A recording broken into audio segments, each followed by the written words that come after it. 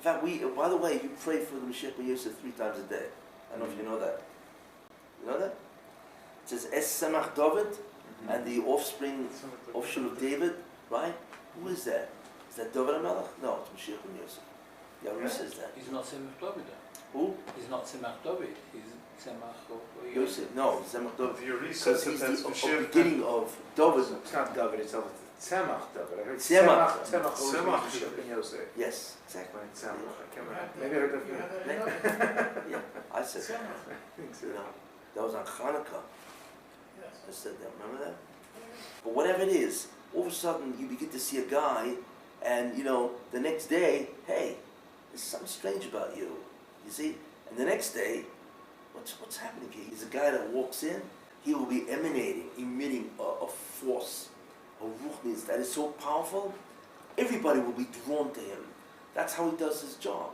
You see, that's how he, and you know, it's like all of a sudden the whole human race begins to feel this guy. You see? It's astounding what's going to happen. Greater than the Malachim. And believe me, you'll know it. You know what I'm saying? When you see a guy greater than Malachim, you know that he's greater than Malachim. What's interesting is, I once saw a statement by Rav Kaduri. Rav Yitzchak Kaduri, he was the greatest of the Mikubolim. A tremendous person. Tremendous Mikubal. And he once made a statement, which I saw written. He said, the Mashiach is going to be a person that will become known, not as Mashiach, but somehow his name will get out there. As an unusual person or whatever, you know. And then he says, and then all of a sudden, he's going to become known again. And slowly, it's going to become more and more apparent who he is. At the end of Nun Beis, Potzuk, I think it's Ches, Potzuk 8, there's an incredible statement. It says,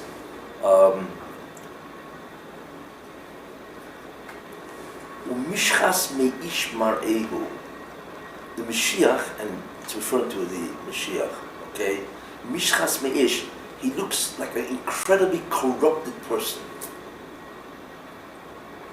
Okay, the Targum says that who is this person? You know, Mishchas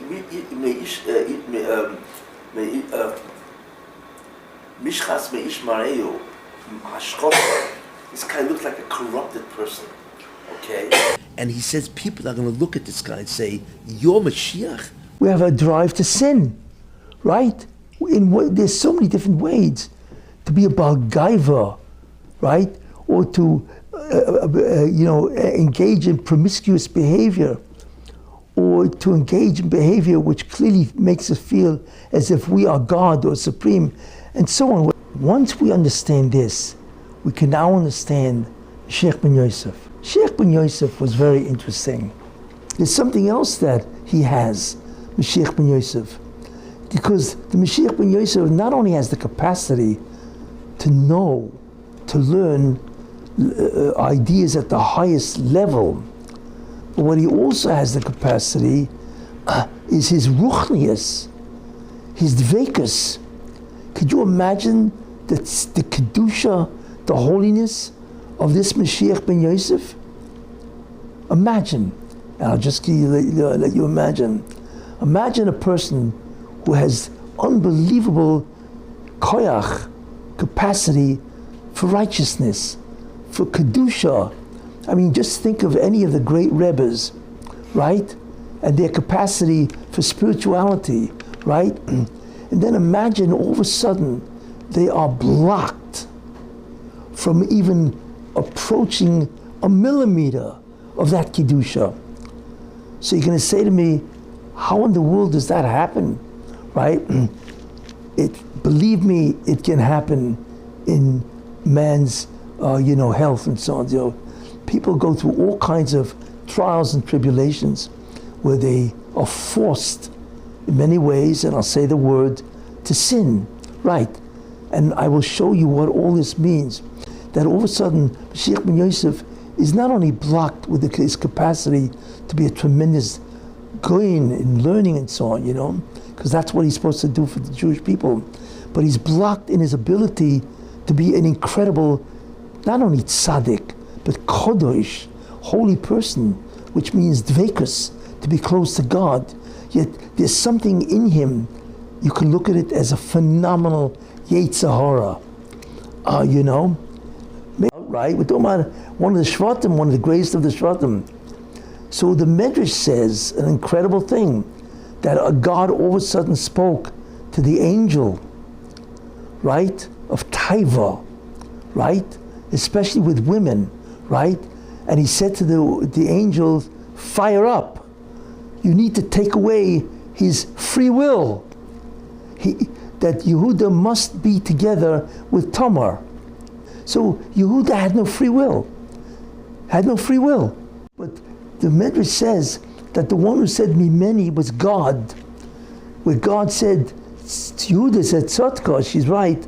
God said, I took away your free will. You had no choice. There was no way you could fight the Malach, right? Obviously, the Malach turned up his hormones, and that was the end of it, and finished. You see? So what do we see? Yehuda, that's the forerunner of Mashiach ben David, right? But wait a minute. Somebody in the parish of Mashiach can be forced to sin. Even though it looks like a sin, but he can actually be forced to sin where he has no free will. Yet maybe he thinks that he did have free will. And he will now feel terrible. This is something that can be given to somebody who has the Yesod, basically, of Mashiach ben David. You see? So what that did is it can destroy his ruchnius. I mean, imagine some tzaddik, some famous tzaddik or some famous rebbe that committed a terrible sin of what's called hashchosa or zima or whatever, immorality and so on. But he doesn't know that God took it away, the free will. Could you imagine the suffering that he would have with this person who has this type of neshama? So we begin to understand that there's a second dimension to the suffering of Mashiach ben Yosef.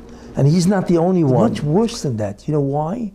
Because not only does he have an abnormal drive to sin, he has an abnormal drive to be a kodesh. That's the killer. Could you imagine, like I said, a person that has the neshama of an unbelievable kodesh, holy man, and he has the neshama of an unbelievable Baltaiva or Russia. How do you exist in the same body? You have an idea what kind of challenge that is? What kind of a conflict that is? To be subject to the drives and the Yetzer Hara in the klipa of both. The Kedusha is mamish akin to an unbelievable tzaddik. The dvekus, the drive to be a tzaddik, and then the drive to commit sins. And he's got to go through this. Right. That's the Yisurin of the Mashiach ben Yosef. And now you understand what it means. This is the job of Moshiach ben Yosef, to go to the other side, sort of like an undercover cop trying to take down the cartel, do it all by himself. He has to be in the inside. He has to look like a Nachash. He has to look like the bad guy in order to bring victory, to bring down wickedness. After all, he will be the most perverse person who has ever set foot in this world. Everyone will be under his dominion, including wicked men. Take Hitler, Stalin, Osama bin Laden, Saddam Hussein, and Kim Jong-un. Combine them all and then multiply by many times. You're talking about a guy who's, nobody would ever suspect he's Mashiach. You see? And the truth is, you see that when the brothers came to Egypt and they finally came to Yosef, right? So Yosef was going to reveal himself. What did he say? Ani Yosef. And they were stunned. That's exactly how the Mashiach is going to reveal himself. Ani Yosef. I am Yosef. That is the viceroy of Egypt. And they were absolutely, like the Torah says, they were just dumbstruck. That's the Gilu of the Mashiach ben Yosef. If he is revealed and the prophet Isaiah sees a man who is despised and hated, then how the heck does he become king? How can somebody who is despised by all and hated become king? In Isaiah 52, my name is hated daily. This being that's called the name of Hashem. How do you become king?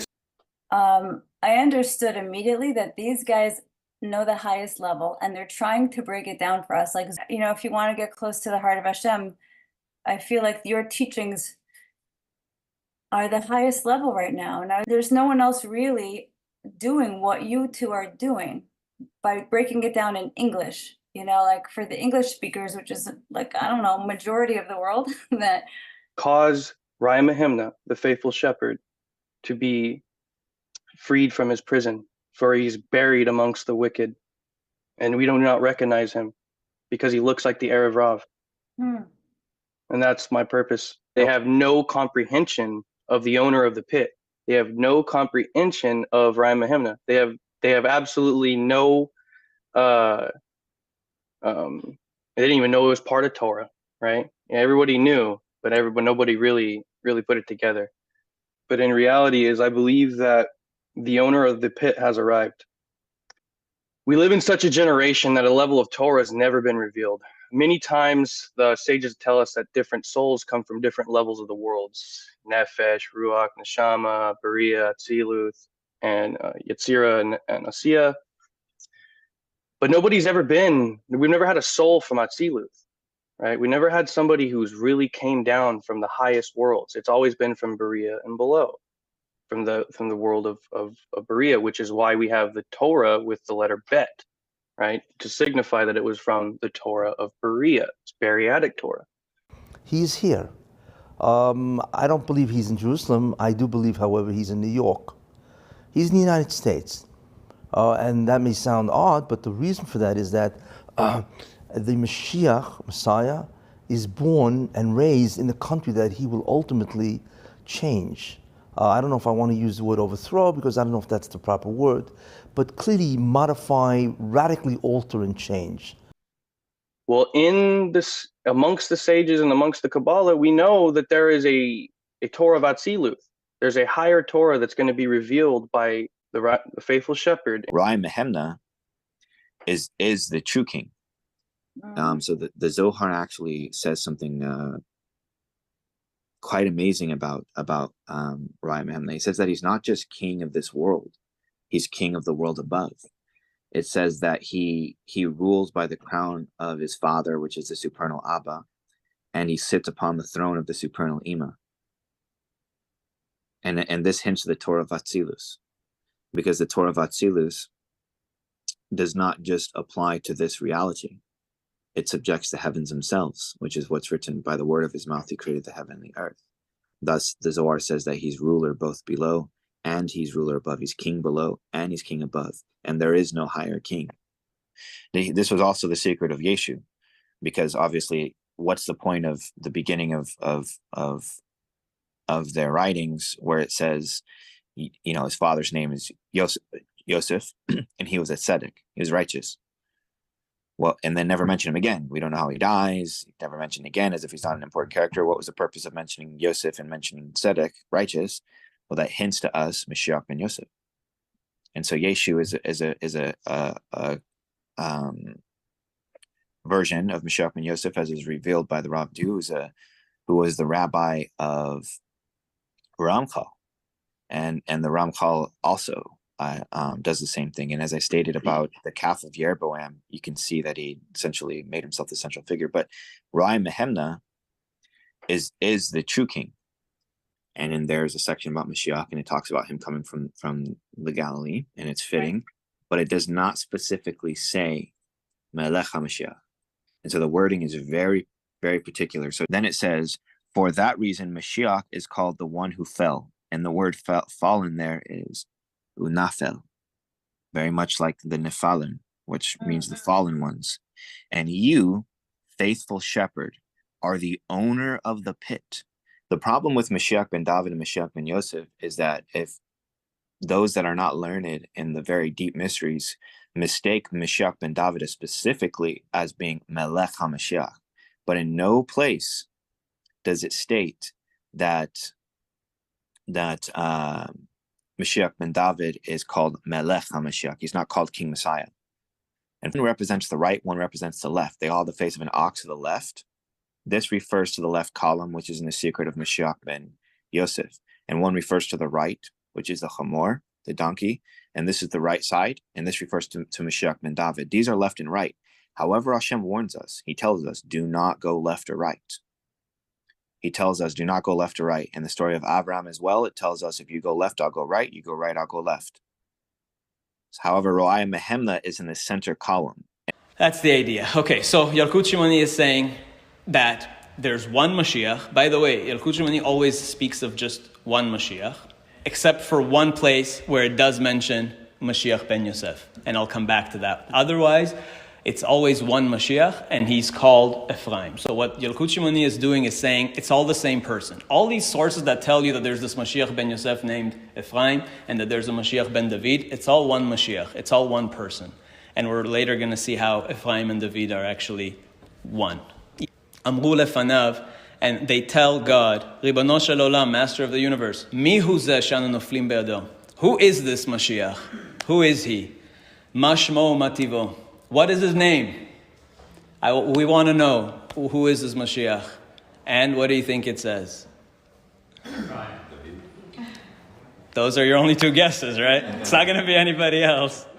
Amar lahem HaKadosh Baruch Hu, God told them, Ephraim Mashiach Tzidki Shmo. Only ever speaks of one Mashiach, right? The term Mashiach ben Yosef or Mashiach ben David never appears in Tanakh. Mashiach is always used in the singular. It's one Mashiach. Even the Apocrypha never mentions anything like this. Neither does the Mishnah. Neither do the early Midrashim. Sifra, Mechilta, the early Midrashim don't mention it. The first time we see a mention of Mashiach ben Yosef, like we said, is in that one Talmud, which rejects the idea.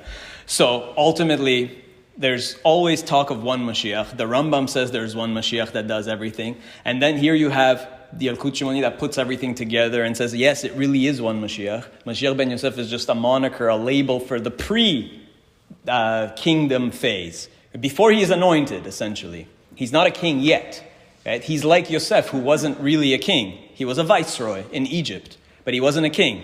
So there's the phase where where Mashiach is like David, which is actually an anointed king on a throne. And there's the step before that where he's described as a Yosef. So that's what Mashiach ben Yosef is. It's like a label for the same person in two phases. And the Zohar that we quoted, also, now you can make sense of that Zohar. Even though the Zohar mentions Mashiach ben Yosef, Mashiach ben David, sometimes it even says Mashiach ben Ephraim, like we saw. It uses different names. But it's actually all just different names for the same person, different phases of the same person. And actually, many sources say exactly that. There's a beautiful Megaleh Mukot that does this. Megaleh Mukot says that actually the letter Aleph, he says, he has a beautiful exposition on this. And at the very end of Megaleh Mukot, on Vayit Hanan. And the Ben Ish Chai quotes it. The Ben Ish Chai actually quotes it on his commentaries on the Sukkah, on Masechet Sukkah, on that one place where Mashiach ben Yosef is mentioned in the Talmud. The Ben Ish Chai comments there, citing the Megaleh Mukot. And he says the Aleph is the symbol of Mashiach. So you have all, from the Tanakh, through the Apocrypha, through the Mishnah, through the early Midrash, even the Talmud itself, the Rambam, everybody through the Megaleh Mukot, through the Ben Ish Chai are actually all telling you the same thing. It's actually all one Mashiach in two phases. And I think also to go back to where we started in Ezekiel chapter 37. And how does Ezekiel chapter 37, the vision of the dry bones, how does it actually end? It says this, Daber aleim, ko amar Adonai Elohim, hine ani lokeach et etz Yosef. God is saying, I'm going to take the tree of Yosef, asher beyad Ephraim, in the hands of Ephraim. V'shiftei Israel chaverav, v'natati otam alav et Yehuda, et etz Yehuda. And I will combine the etz of Yosef with the etz of Yehuda. V'asitim le'etz echad. And I will make them one tree. I will take the two trees of Yosef and the tree of Yehuda, all the different Jewish peoples, all the tribes, and I will combine them into one tree, Beyad Ephraim. Right? It's going to be one tree. And I'm going to take all the children of Israel from all the nations. I'm going to bring them all back to Israel, right? All the Jews and all over the world, wherever they might be in exile, I'll bring them all back. And I will make them one totally united, unified people upon the mountains of Israel. There will be one king. I'm going to combine Yosef and Yehuda, so there's one divine lineage, one divine line of kings, and there will be one nation from now on. Right? So even Ezekiel chapter 37, where we started, is saying God is going to graft the two trees together and make it one tree. So we have one Moshiach. There's a transformation from one phase to the other. And this is the interesting bit that I want to do a little gematria, because it's always fun to see the mathematical precision in the Torah. And the numbers are really beautiful. We live in a very mathematical universe of the Torah itself. Because Ruach Elohim merachefet al pnei hamayim, that's where the Kabbalists prove it from this verse. Ruach Elohim merachefet al pnei hamayim. The Spirit of God is hovering over the waters, right? What is the Spirit of God? What is Ruach Elohim? If you do the gematria of Ruach Elohim, Ruach, Reish Vav Chet, is 214. Elohim is 86. So Ruach Elohim is 300. Okay? The gematria of Ruach Elohim is 300. Nice. Now, if you take the word Elohim, and you want to say, okay, superficially it's 86, but what is the inner value? What is the spirit of Elohim? What is the inner spirit, the Ruach Elohim? And you open it up, so you spell it. Aleph is Aleph Lamed Pei, right? And then Elohim, Lamed. Lamed is Lamed Mem Daled. And Hey Yud. And Yud Vav Daled. And Mem is Mem Mem, right? You spell out Elohim. And then you take the value of it. Guess what you get? The inner value, the milui of Elohim, is also 300. Meaning, when you take Elohim and you open it up and you want the ruach of it, its value becomes 300, which is the value of ruach Elohim. Do you see that? Like ruach Elohim is 300, and when you actually open the word that Elohim in to get its ruach, it's 300. To get the inner spirit of something, to look beyond the superficial number, you have to open it up. And then you get its real inner value. That's where you get the ruach of it. So look at this beautiful thing. Take the milui of David, the inner spirit of David. Daled Vav Yud Daled, the complete David. Daled is Daled Lamed Taf, it's 434. Vav Aleph Vav is 13. Yud is Yud Vav Daled 20. And another Daled Lamed Taf, 434. If you add it up, it's 901. So meaning the inner value of David, the spirit of David is 901, is Ephraim. Wow. So it is one person ultimately. Wow. And even mathematically it's the same. The inner spirit of David is Ephraim. Isn't that amazing? Yeah, and of course, and you prove milui from Ruach Elohim merachefet al pnei hamayim. And what was Ruach Elohim, the Midrash says, right? Everything ties in. I was saying before that there was this theme of birds. Moshiach is in a place called Kansipo. This is the conduit of heaven and earth. He's in a place for 70 days called the bird's nest. Kansipo, the bird's nest. And he comes back to earth through the bird's nest, through a pillar of fire. Pillar of fire, bird's nest. We also saw Yonah. Yonah means a bird. Malachi 4, verse 5. Behold, I will send you Elijah the prophet before the coming of the great and dreadful day of the Lord. And he shall turn the hearts of the fathers to the children, and the heart of the children to their fathers, lest I come and smite the earth with a curse. So Elijah is another type of Mashiach. When God says, behold, I will send you Elijah, he doesn't mean Elijah that had come before, that is in 1 Kings, reincarnated. He's making a reference to the Mashiach to come. Now, many of those who follow Judaism believe that Elijah and who they call Ben David and Ben Joseph are three individual men that will come in the latter days. Okay, they're not. They're the same individual. Elijah, Ben David, and Ben Joseph are the same individual. Okay, God is not in the habit of sending three men to do the work of one. It's just not his way. Yonah was that symbol of Eliyahu reviving this and giving a person a renewed spirit. He comes back as a prophet. So the Raya Mehemna is supposed to be a mortal man as well, a mortal human being born of a woman.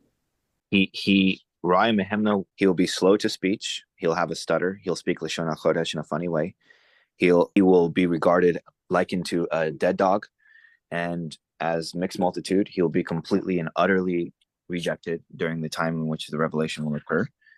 It says here in Naso, it says, Eliyahu said to the faithful shepherd, it's time to rise up and bring the full redemption. You intone a solemn oath upon me, making me swear that I should hasten the redemption. For your sake I wish to rise. Since the Holy One, blessed be he, gave me permission to reveal myself to you in your prison, in your place of burial, and do you good. This refers to poverty. A person who's poor is likened to a person who's dead. And so then therefore, it's written, better is a poor and wise son, as I was hinting to you earlier, because this poor wise son is the son of Atzilus. It says, the faithful shepherd said to him, I intone on you solemnly the name of Yidke Vavke, that you will do your utmost not to delay the redemption, since I am existing in great distress. For about me it is written, and he looked this way and that way, and when he saw there was no man, an example Shemos 2:12, to help me, to take me out of this distress from this grave. Minus the fact he's hated and despised. So it's not going to be by charisma or by belief in the Moshiach that he build his kingdom.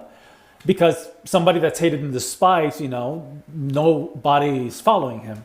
So what is that revelation is going to look like? The revelation of the arm of Hashem is actually here in Isaiah 30:27 to 33.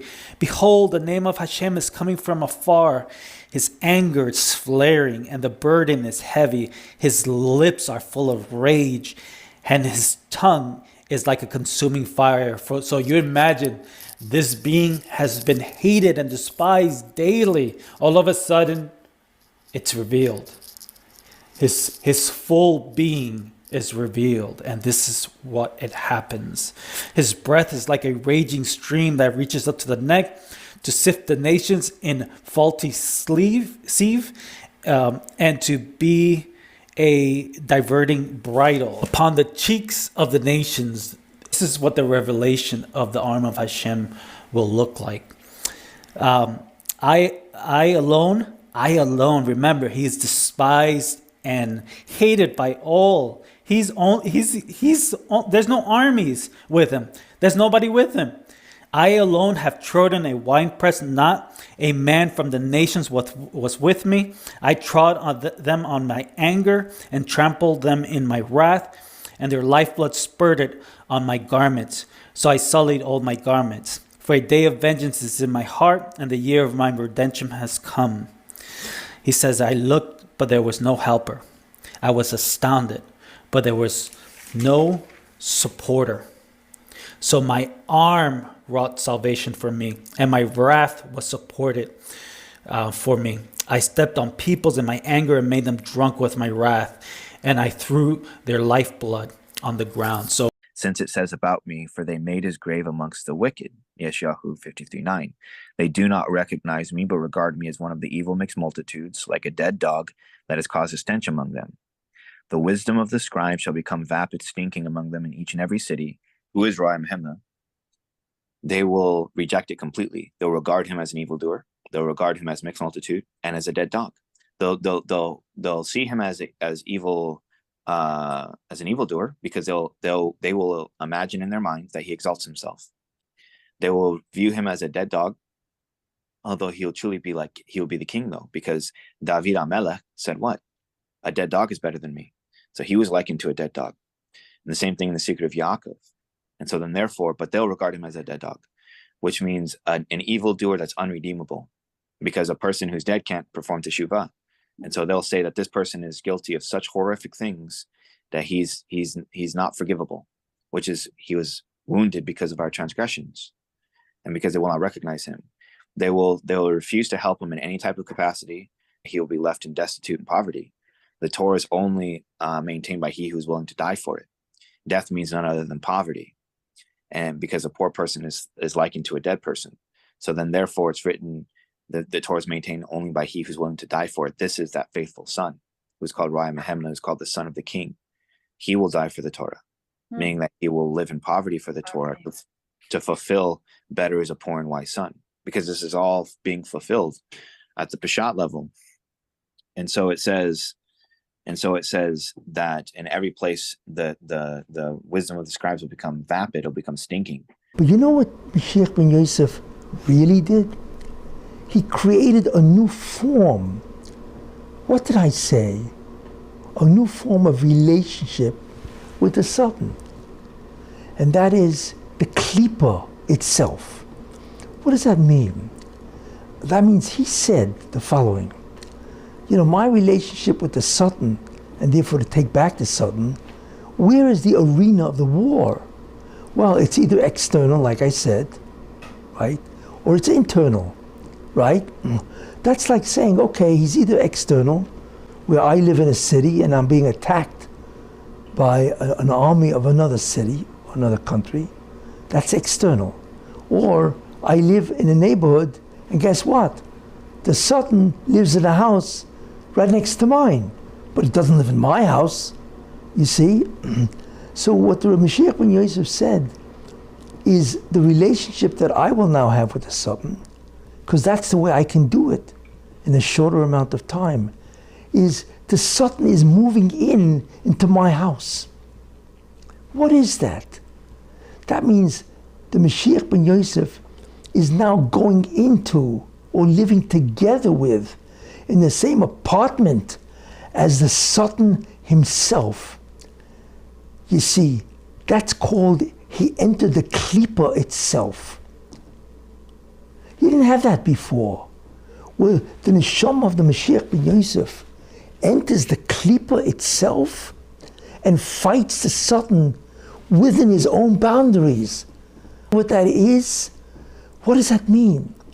That means he now becomes subject to the temptations because his shorish is connected, his root soul is connected to the root soul of the Satan. That means his drive becomes super. Right, he's no longer an average person, Well, the Satan lives a couple of houses down, okay, he's trying to tempt me to sin. But wait a minute, the guy moved into my house. Wow, you know what that did to my drives? It made it unbelievably difficult to survive. Because I now have a super Satan. That's called entering the klipa itself. That's what the Moshiach ben Yosef apparently did. And therefore, when he resists the Satan, he can draw out an enormous amount of sparks because his root is connected to the root of the Satan. Now, we don't even know what that means. What does it mean to be subject to the urges and drives of the Satan himself? You see, we don't know. And what's happening here? Because like I say, we're not talking about an average guy. We're talking about a guy who has incredible potential. It's a very important concept, I'm telling you. Don't underestimate it. But in any case, and therefore he himself probably suspects, but suspecting is one thing and being is another. The Moshiach ben Yosef, whoever the guy is, whoever he is, has two phases.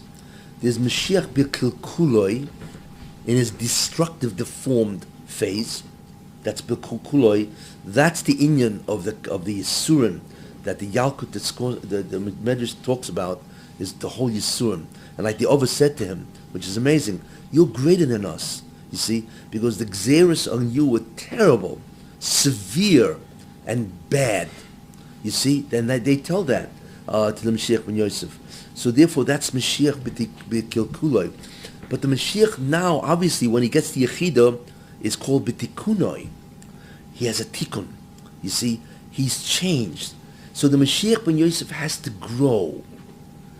What am I talking about? Rehabilitation. The Mashiach ben Yosef has to be rehabilitated. People think that all of a sudden some guy's going to be coming, I hate to say it, but riding on a white horse, or maybe driving in a Lexus, a white Lexus. Today it would be a white Lexus instead of a white horse. You take a guy like this, where the Ovis admit that he's much worse off than they are, and it's incredible, right? And you talk about the Moshem, he's screaming, I got to get out of this because I'm dying here. You know what I'm saying? And then all of a sudden, he's released. He's released. Moshiach is going to be coming, ani, meaning that he doesn't care about all this gashmi of this world, materialistic, And he's going to go on the Chamor, on the Chumiyot, on the materialism. He's going to overcome his desires to do stupid things and sins. That's Moshiach.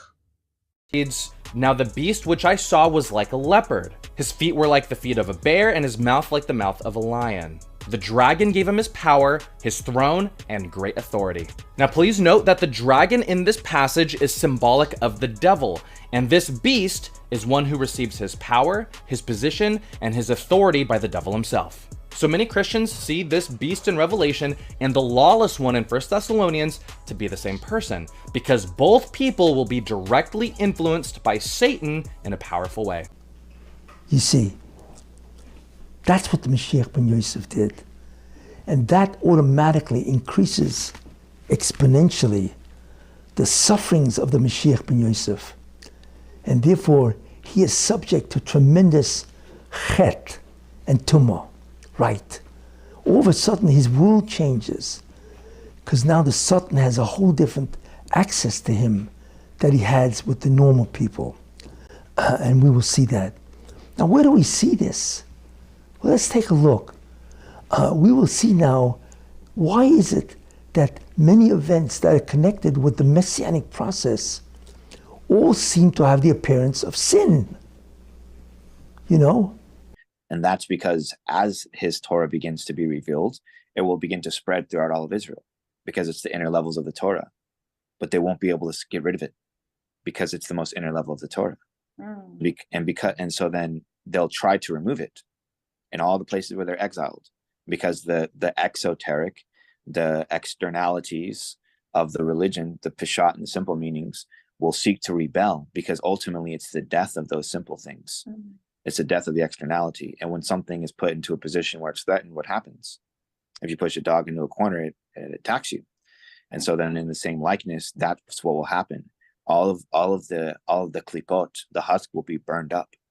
But during the process of them being burned up, they'll seek self-preservation. And so they'll seek to cleave to the peshat, and they'll try to remove all of the teachings of Raya Mehenna. They'll try to stop it from spreading. They'll try to stop the light.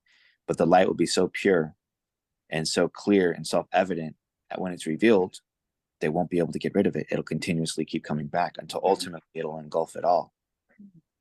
And so the faithful shepherd, as I said, is the secret of the crown. Of the crown. So he's called Melech HaMashiach. The Lord, he has been hidden in this place until the time comes. A vision from the Lord came to Zerubbabel ben Shealtiel, governor of Judea in the times of the Persian rule over the land of Israel. He tells, "A wind lifted me up between heaven and earth and carried me to the great city Nineveh, city of blood." This is an allusion to one of the symbols of the Assyrian exile of the 10 lost tribes, also known as the Kingdom of Ephraim. There, Zerubbabel narrates, "I saw a man who was despicable, broken down and in pain. He said to me, 'This is the powerful Rome, bound in chains,' as stated by prophet Isaiah, chapter 53:3. He was despised and rejected of men, a man of pains. Then a winged divine being arrived, he was Michael, who is also Memted Matat, the angel of Ephraim, and the whole house of Israel. The angel answered Zerubbabel, saying, 'This is the Messiah of the Lord. He has been hidden in this place until the time comes.'"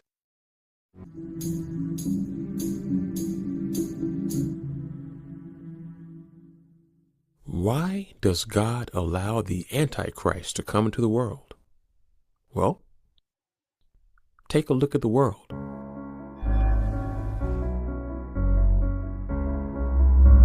There's another rabbinical statement in the Medrash. It says the following. God says, I could save you. I can save you from any tragedy, any calamity, any problem. But on one condition, do not speak Lashon Hara. This is what God himself says. The question that we have to ask ourselves is, why? Why is it that God says that if you do not speak slander or Lashon Hara, that he will remove or minimize the problems that you have? This is the question that we must ask. The definition is as follows. Any communication that will harm another person, that is the definition of Lashon Hara. Yes, that's what it is. And make no mistake, it doesn't make a difference how you communicate. You can speak Lashon Hara. You can even do what? You can write Lashon Hara or whatever.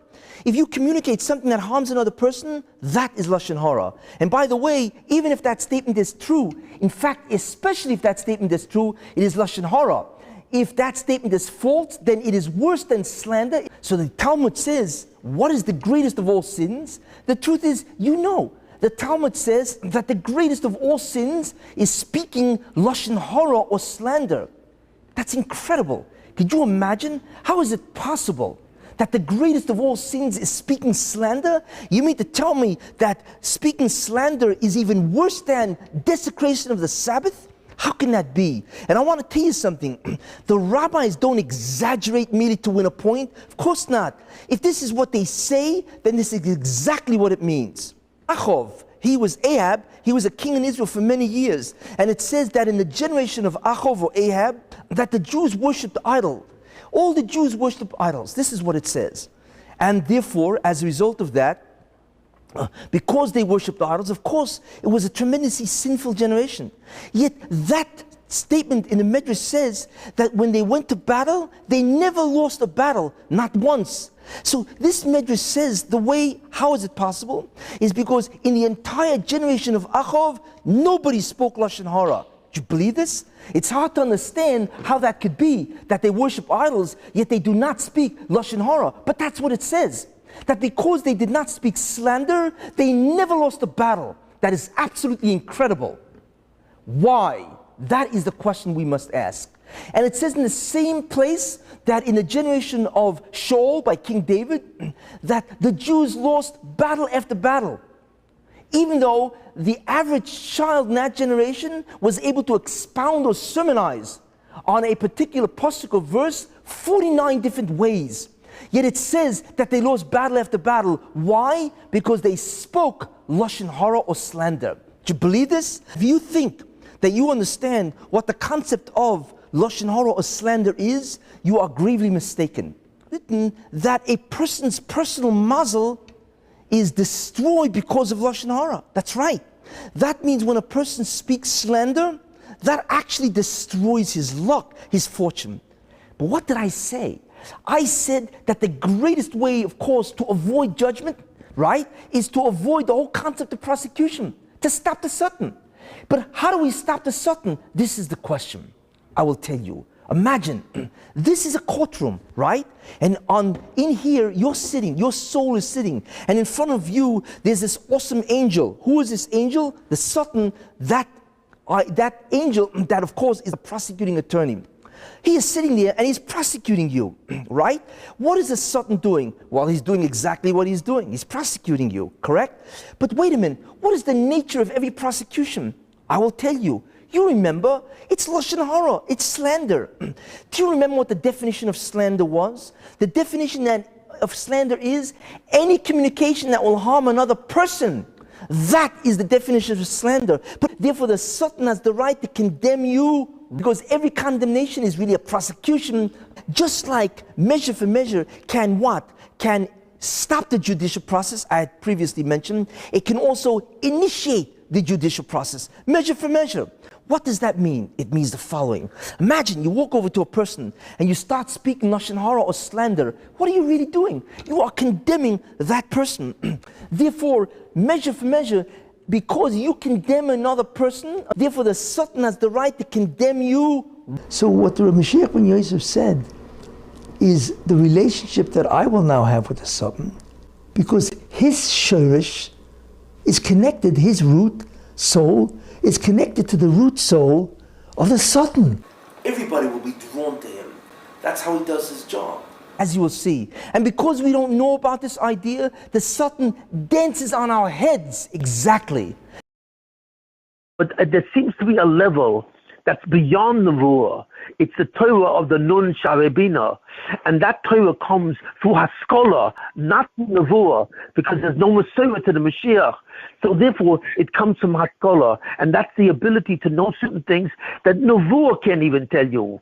And that's why he's greater than Moshe Rabbeinu, because he is the actual Mashiach, and he's completely imbued with the concept, the process of Haskalah, and therefore he knows everything that he knows, the whole 50th gate, without even learning it from anyone. See, the Mashiach, the strange thing about the Mashiach, what it says in the Yaskilavi, that in a certain sense the Mashiach does not have a Rebbe. That's what it means. Every Godel and everyone in Klal Yisrael had a Rebbe. The only one who did not have a Rebbe was Moshe Rabbeinu. But even he had a Rebbe. His Rebbe was God. I mean, through a process called Nevuah. But the Mashiach does not even have a Rebbe from God to Nevuah. He has a Rebbe with God through Haskalah.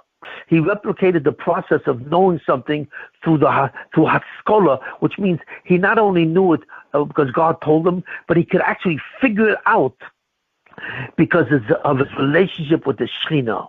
Automatically, the heavenly tribunal is convened and the prosecuting attorney, the Sultan, begins, and it's automatic. There's no way to stop it.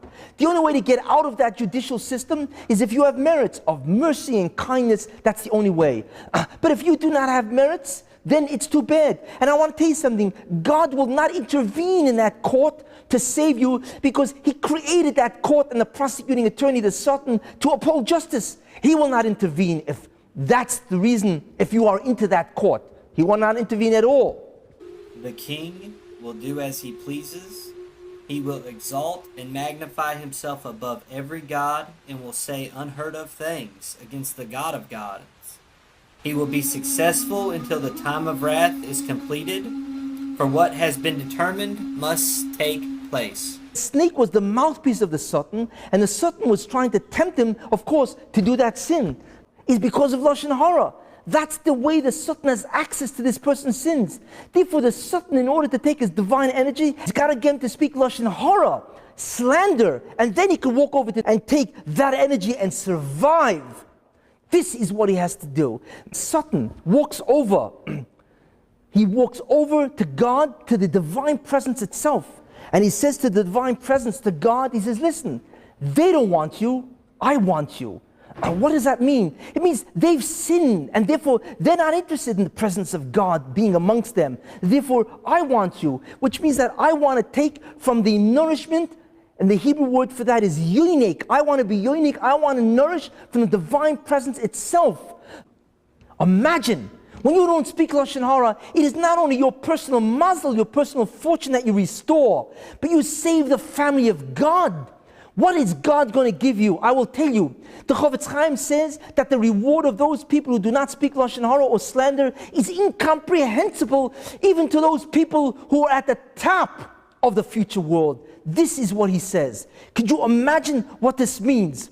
This is therefore what we see. We have the ability to do what? To change what's called Golus to Geula. We can change exile to redemption. The secret is the greatest secret ever known to man that has been revealed to us by our rabbis. Do not speak Lashon Hara or slander. This is the actual secret. But I want to tell you something. You must know the laws of Lashon Hara to know when Lashon Hara, when slander is permitted and what is forbidden. Without that, you can't possibly really observe this commandment. Therefore, it is critical to learn the laws of Lashon Hara itself. Therefore, think about it. You don't speak, the redemption comes. Your personal mazel, your personal fortune is restored. Do you then see why the true power of speech, that speech itself, determines life and death and determines so many other things also. Look, the wars of Moshiach ben Yosef are called the wars of Hashem. However, as with all wars of Hashem, that does not exactly mean that the wars are fought in the name of Hashem. We remember that Nebuchadnezzar, who destroyed Yerushalayim and exiled Yehudah, exiled Judah, acted as Hashem's agent. He was used by Hashem to do this.